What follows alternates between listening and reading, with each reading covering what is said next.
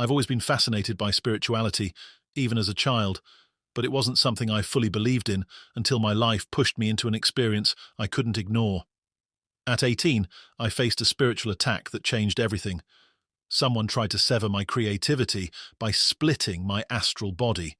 It was a ritual designed to strip me of my essence, and while I didn't understand it at the time, I was given one condition: to ask for something in return. I asked to see what had happened before I was born. That decision, though it unknowingly played into their ritual, ended up giving me the knowledge I needed to reclaim myself. I later realized that request wasn't just a choice, it was the beginning of my destiny. If I hadn't learned what I did, I wouldn't be here today. I'd either be lost or a shadow of myself. The people behind this weren't just random individuals. They were connected to an institution in Switzerland that was supposedly meant to help people in need, particularly those struggling with addiction and hardship. I was already vulnerable when they took advantage of me. Their methods weren't accidental or improvised, they were calculated and systematic. I later discovered that their practices drew from multiple sources: ancient Islamic astral magic codices like the Picatrix, thelemic rituals, Gnostic principles, and even a twisted, satanic perspective. These were all held together by the logic of chaos magic, which allowed them to freely adapt and exploit these systems for their own ends.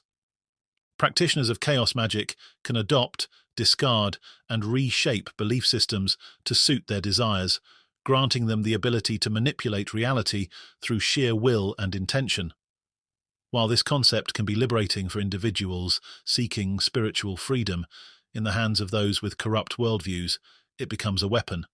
It allows those in power to exploit ancient systems of knowledge that was often created for healing or enlightenment, and twist it into something harmful. When chaos magic is combined with methods from the Picatrix or thelemic and Gnostic practices, it enables the use of highly manipulative and dangerous rituals. These rituals can exploit deeply ingrained belief systems, including those tied to Christianity. For centuries, certain interpretations of Christ's message have been weaponized to create fear, control, and submission. Seeing how chaos magic allows practitioners to bend belief systems to their will, one has to wonder, were these predatory misinterpretations of Christ's teachings the result of such spiritual exploitation? Were they designed by people, or even entities, who sought to corrupt divine truths for their own gain? What I went through was devastating, and for a long time it was hard to move forward. But I've chosen to accept and forgive what happened, not for their sake, but for mine. Carrying the weight of anger and pain would only keep me trapped. I had to detach emotionally and spiritually from what they did. Their actions, the curses and the attacks, they're not my burden to carry anymore. What specifically happened to me doesn't matter as much as the broader truth. These practices exist, and they are used against people all over the world, often without their knowledge. That's why I feel so strongly about sharing my story, not to dwell on my experience, but to help others recognize the reality of these forces and reclaim their own spiritual sovereignty. The most painful part of all of this wasn't just what was done to me, it was realizing how unprepared I was for it. Before this, I didn't believe in magic or spiritual warfare. I dismissed it all as fantasy, as most people do. I thought only what could be seen and measured was real. That disbelief left me defenseless. It wasn't until I experienced the manipulation of my own energy, the splitting of my astral body, and the depth of their intentions that I understood just how real these things are. And I wasn't alone in this ignorance.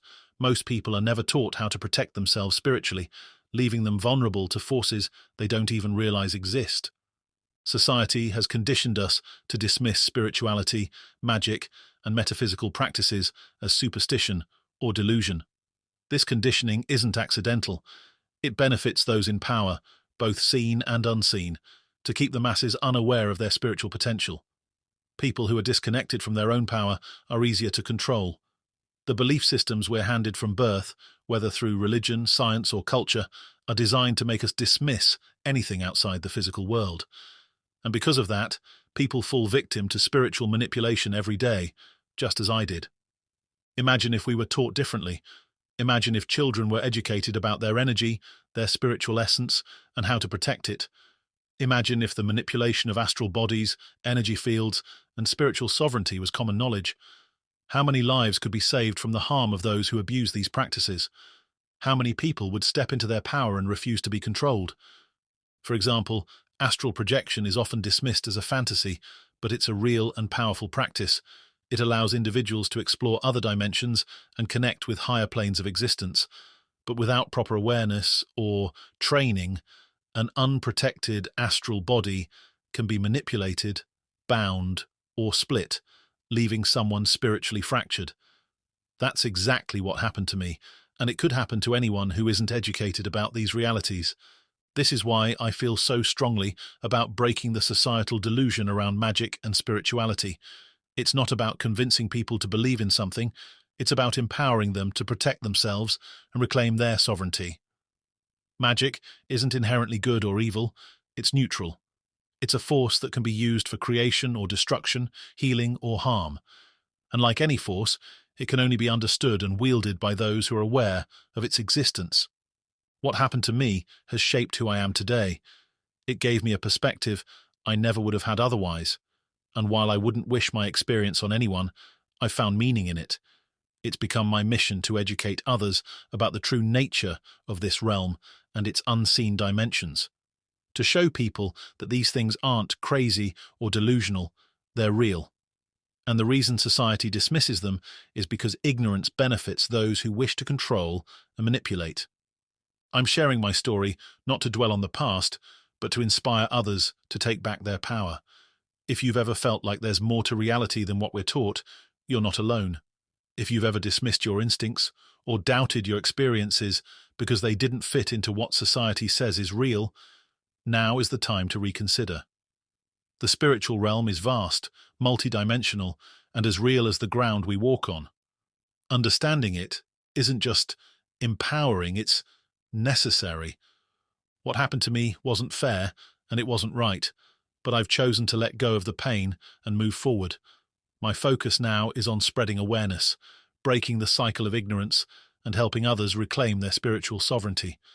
Because once you see the truth, you can't unsee it. And once you understand your power, no one can take it from you.